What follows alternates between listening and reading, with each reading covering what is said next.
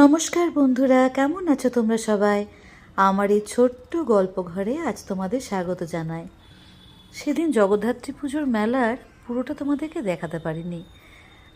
3 মিনিটে তো সবটা দেখানো যায় না, তাই আজ আবার তোমাদের সেই মেলার কিছুটা অংশ তুলে ধরার চেষ্টা করলাম।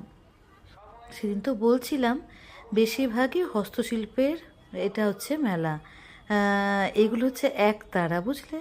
এগুলো বাজে একতারা, বাঁশি, ছোট ছোট এগুলো কি বলবো, আম, বিভিন্ন রকম বাজনা জিনিসপত্র, ব্যাগ, কত কিছু, হাতে তৈরি ডোকরা, রূপদস্তার মালা, রং বেরঙের, মানে কত যে পশরা সাজানো ছিল তোমাদের কি বলবো।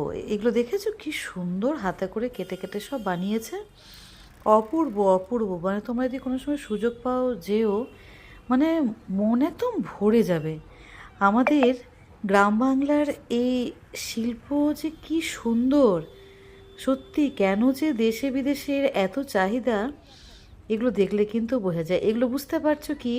এগুলো হচ্ছে পুজোতে ঢাকা দেওয়ার, আমরা এগুলো সাজিতে ঢাকা দেওয়ার জন্য ব্যবহার করি, পুজো সাজিতে।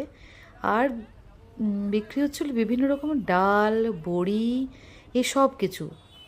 আর তার সঙ্গে ছিল তোমার বিভিন্ন রকম মাটি ডোকরা। আর এই যে দেখছো, এগুলো হচ্ছে তালপাতা দিয়ে, শুকনো তালপাতা দিয়ে বানানো বিভিন্ন ছবির আকারে বিভিন্ন মহাপুরুষের মুখ।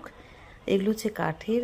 আর এইখানে হচ্ছে তোমার বিভিন্ন রকমের ফুলদানি, আর তার সঙ্গে কি দারুণ দারুণ ফুল দেখো।